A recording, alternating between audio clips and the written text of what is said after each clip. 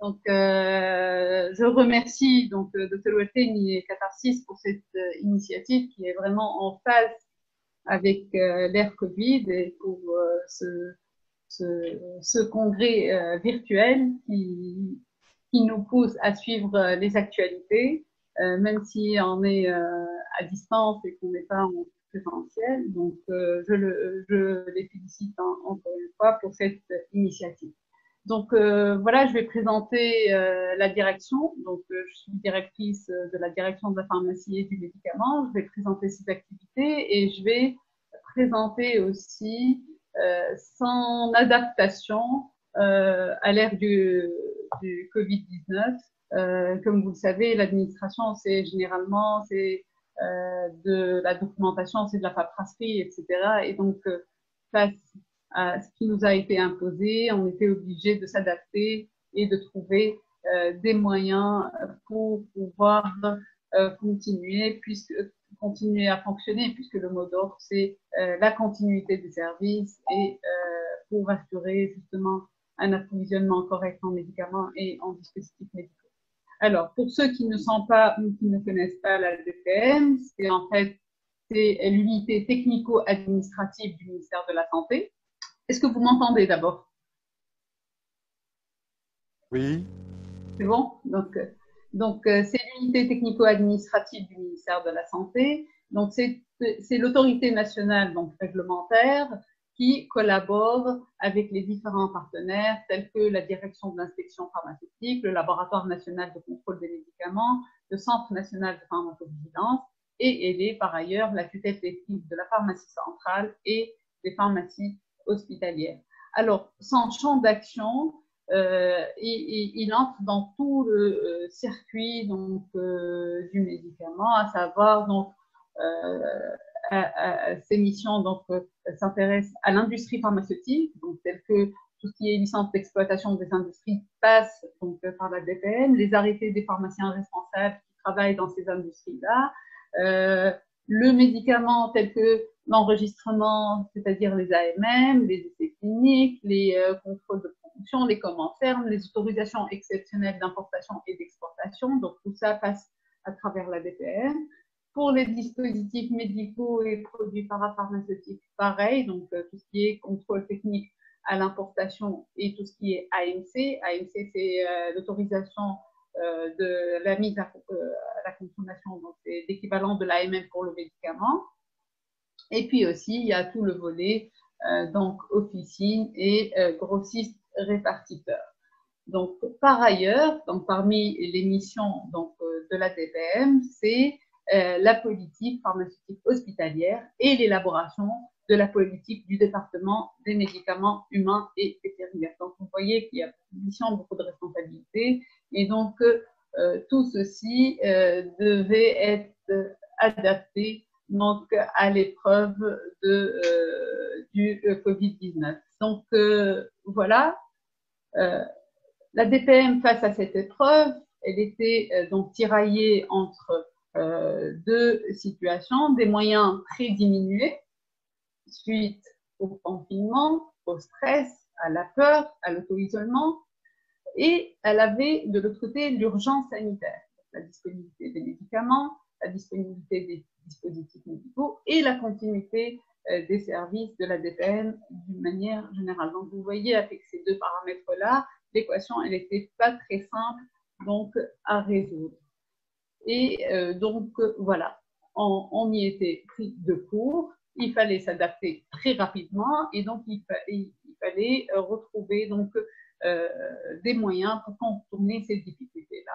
Et on s'est mis en particulier au télétravail. Donc on a commencé à s'organiser de façon à assurer un minimum de services via le télétravail. Mais bien évidemment, le télétravail ne pouvait pas donc répondre à toutes les demandes. Et donc, du coup, on était obligé de faire un planning révisé pour pouvoir assurer donc le maximum, enfin, du moins les urgences et on va dire 70% de notre travail.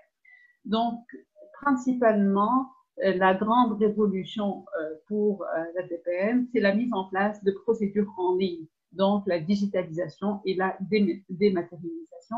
Et j'espère donc pouvoir profiter, donc transformer ces difficultés en opportunités, c'est-à-dire que on espère que ces procédures en ligne, on pourrait les installer une fois pour toutes lors du post-Covid. Et tout ça n'a pu être possible que grâce à la collaboration entre le centre informatique et donc DPM, Centre informatique du ministère de la Santé, et le LNCM. Donc, nouvelle organisation, nouveau mode de travail, et donc on a dû donc s'adapter aux nouvelles technologies qui jusque-là marchent et marchent même très bien. Donc voilà, face donc à la pandémie, et la première chose qu'on a ressentie, c'est la limitation des exportations et donc la perturbation d'approvisionnement, essentiellement en matières premières, mais aussi en produits finis, donc avec la fermeture des frontières et avec l'auto-cloisonnement, on va dire. Et donc ça, c'était une vraie question à laquelle on devait faire face et à laquelle on devait donc trouver des solutions. On n'a pas hésité à activer nos canaux diplomatiques pour sensibiliser les pays partenaires par rapport à cette question.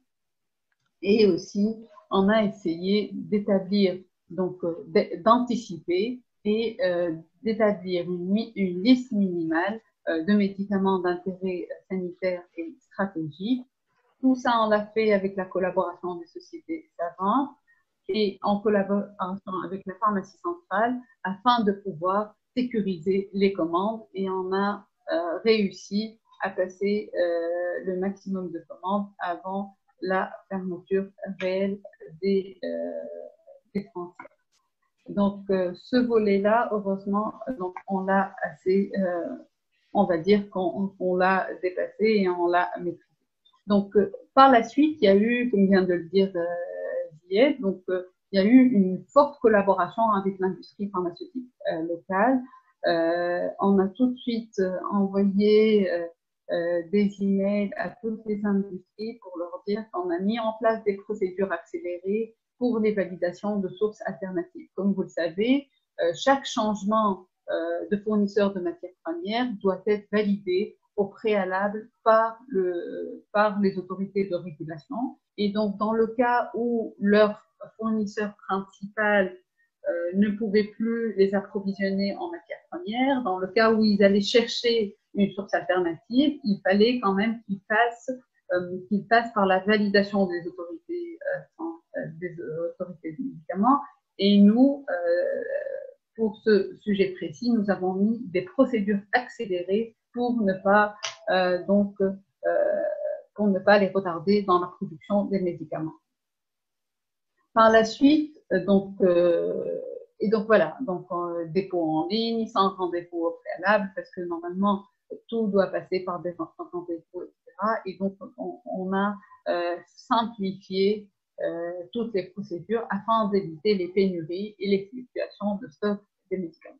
Bien évidemment aussi, on a limité l'exportation des médicaments. Pourquoi je dis limité? On l'a pas, au départ, on l'a interdit pendant un mois. Et là, on s'est dit que si jamais les médicaments ne sont pas commercialisés en Tunisie ou qu'ils sont très peu indiqués, qu'il n'y a pas vraiment d'intérêt thérapeutique, on pouvait libérer parce que nos partenaires avaient des partenaires à l'étranger. Et donc, on a créé une commission entre la pharmacie centrale et la DPM pour vérifier à chaque fois donc le stock de médicaments en Tunisie et si on pouvait ou pas accorder des autorisations d'exportation. Pareil pour les dispositifs médicaux vitaux. En fait, là, la différence avec le médicament, c'est que le médicament, c'est un monopole de la pharmacie centrale. Donc, on a un seul interlocuteur. Donc, l'information, elle est très simple à retrouver. C'est-à-dire, on sait que pour ce médicament-là, on doit constituer un stock stratégique. Alors que pour les dispositifs médicaux, c'est les importateurs qui le ramènent, et parfois pour un dispositif, on a plusieurs importateurs. Donc il fallait consulter les différents importateurs, s'assurer qu'ils n'ont pas de soucis et qu'ils avaient un stock minimal de DM vitaux. Donc le travail était beaucoup plus difficile pour les dispositifs médicaux, mais je pense que jusque-là, on a quelques difficultés. Je pense que nos importateurs étaient anticipés et étaient plutôt prévoyants et ont assuré leur stock stratégique. Pareil pour tout ce qui est AMC, parce qu'en fait, quand les importateurs ramènent leurs dispositifs médicaux, ils doivent venir normalement à la DPM, retirer ce qu'on appelle l'autorisation provisoire d'enlèvement, aller chercher leur dispositif au niveau des douanes, et par la suite, elle devait aller présenter au LNCM la fiche de liaison. Et ce qu'on a fait, c'est qu'on a tout mis en ligne, on a collaboré avec les services de douane qui ont bien accepté qu'on leur envoie donc les autorisations provisoires d'enlèvement en ligne, et par la suite, donc avec le LNCM, c'est aussi en ligne. Donc on a essayé de simplifier un maximum. Voilà, donc pareil pour s'assurer que les patients puissent accéder aux médicaments, même étant donné qu'il y a de plus en plus de difficultés à les consulter. Donc, on a travaillé sur un décret-loi pour justement permettre le renouvellement et la dispensation des ordonnances, et pour travailler aussi sur les ordonnances électroniques. D'un autre côté, il y a un groupe de réflexion qui est en train de travailler sur la géolocalisation des officines et le soin à domicile. Tout ça pour simplifier l'accès des patients à leurs médicaments. Donc voilà, là, c'est les grandes lignes des missions de la TPM. Là, on va passer au traitement, aux thérapeutiques anti-SARS-CoV-2, donc spécifiques au SARS-CoV-2. Parmi les missions, c'est la veille bibliographique. On est tous les jours en train de faire donc une veille bibliographique, et avec la participation de différents experts bénévoles. Et je profite de ce moment pour les remercier, parce que on se réunissait matin, midi, soir, donc parfois à des heures très tardives le soir. En tout cas, spécialement pour la procédure Meury, il y avait un jour où on a fini peut-être à 2 heures du matin ou à 3 heures du matin pour pouvoir finaliser donc le protocole Meury. En fait, le protocole Meury, c'est un cadre réglementaire qui permet l'utilisation de l'hydroxychloroquine et l'azithromycine pour la lutte donc contre le SARS-CoV-2. C'est une procédure mise en place par l'OMS. C'est au temps de l'Ebola, c'est une sorte d'autorisation d'utilisation en ORAMM de ces molécules. Voilà, donc la procédure a été mise en ligne au niveau de la DPM. Il y avait tout le détail par rapport aux doses, aux posologies, au suivi, etc., et qui contactait en cas de problème. Voilà. Par ailleurs, donc, nous avons, une fois cette procédure a été mise en ligne, nous avons informé les pharmaciens hospitaliers par rapport donc à cette procédure, et nous avons donc communiqué et partagé avec eux cette procédure. D'un autre côté, nous avons simplifié les procédures pour les AMM, pour les médicaments qui rentrent dans la prise en charge des patients Covid. On a simplifié les procédures, mais on a gardé les mêmes tests et les mêmes évaluations. C'est-à-dire qu'on a accéléré. Ceci voudra dire que on fait les mêmes tests et on n'a pas diminué le niveau de contrôle par rapport à ces médicaments. J'insiste sur ce point parce que certains pensent qu'on allait accorder des AMM sans aucun dosage, sans faire de dosage, ni sans validation. Donc là, on a juste accéléré les procédures administratives pour les médicaments qui rentrent dans, dans la prise en charge des patients atteints de SARS-CoV-2.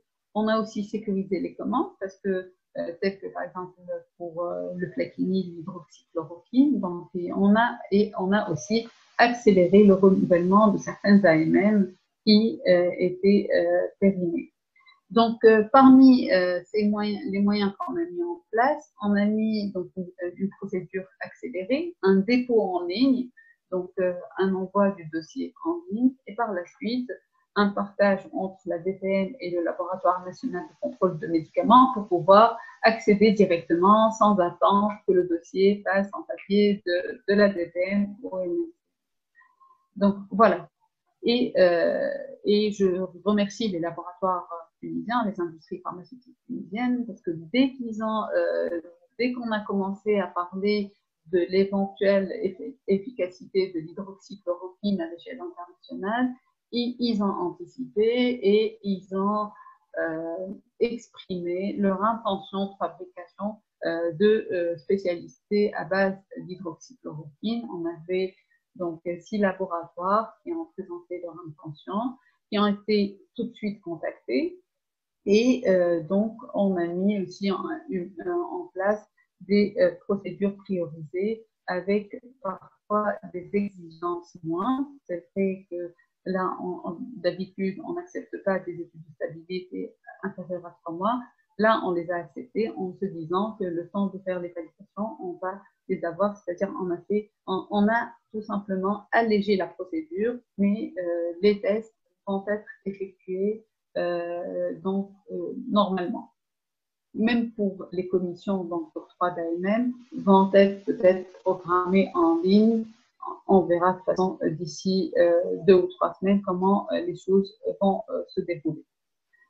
Voilà, donc par ailleurs, donc, parmi nos activités, donc, je vous ai bien dit qu'on faisait de la veille bibliographique continue et on fait de l'investigation d'opportunités à l'international. Par exemple, on a contacté l'OMS pour voir s'il y avait une possibilité que nos patients tunisiens, qu'on puisse intégrer nos patients tunisiens dans leur protocole d'essai thérapeutique, Solidarity. Et on a eu une réponse favorable. Donc ça, c'est quelque chose de très intéressant. Donc, je vais essayer de programmer donc, une réunion avec, donc, entre l'OMS et les investigateurs qui ont exprimé pas le désir, mais le fait qu'ils veulent adhérer à cet essai clinique-là. Par ailleurs, via les canaux diplomatiques, nous avons reçu donc de la part de notre ambassade au Japon que le gouvernement japonais pouvait nous donner de l'avigan à titre dedans. Donc nous avons aussi exploré cette piste pour voir combien vont-ils pouvoir nous donner, quels sont les délais, etc., pour pouvoir coordonner et voir avec les investigateurs s'ils sont intéressés ou pas par ces traitements. Et ce qu'on a fait aussi, c'est qu'on a simplifié les procédures de essais cliniques, c'est-à-dire qu'on a permis l'envoi en ligne et on est en train de coordonner avec certaines équipes institutionnelles parce qu'on a remarqué que les équipes ne sont pas habituées aux essais thérapeutiques institutionnels. Généralement, c'est des essais de laboratoire. Et donc, on a essayé de simplifier la procédure et on a accompagné certaines équipes institutionnelles à l'enregistrement de leurs essais et à la mise en place de leurs essais. Par ailleurs, nous avons aussi participé à quelques groupes de réflexion tels que la sérothérapie. En fait, il y a une équipe française qui a contacté donc qui est en train d'utiliser la sérothérapie dans un essai thérapeutique et qui a contacté Monsieur le ministre. Et donc, il nous a demandé d'étudier cette possibilité et son opportunité et son intérêt pour la Tunisie. Et donc, il y a eu un groupe d'experts qui travaille sur cette question et qui va par la suite faire un retour donc à la commission scientifique et à monsieur le ministre par rapport donc aux résultats de cette réflexion. Et puis il y a plusieurs autres questions des chercheurs qui viennent nous dire, qui viennent nous présenter par exemple l'intérêt de la mélatonine, de la quercétine. Toutes ces questions-là, on essaye de faire une veille bibliographique et pour pouvoir répondre donc à ces questions. Donc voilà, là c'est le site de la DPM où vous voyez la rubrique essais cliniques et on a créé une rubrique spéciale essais cliniques Corona et là voilà les différentes les différents essais cliniques qu'on a enregistrés pour l'instant. Par ailleurs, donc on a en termes de prévention, donc on a été les intermédiaires entre les professionnels du secteur pharmaceutique et l'observatoire pour justement valider donc des procédures et des arbres décisionnels pour la prise en charge des personnes Covid-19, donc spécifiques, soit à l'officine, soit aux industries pharmaceutiques, soit au laboratoire de biologie, et on a essayé de jouer les intermédiaires.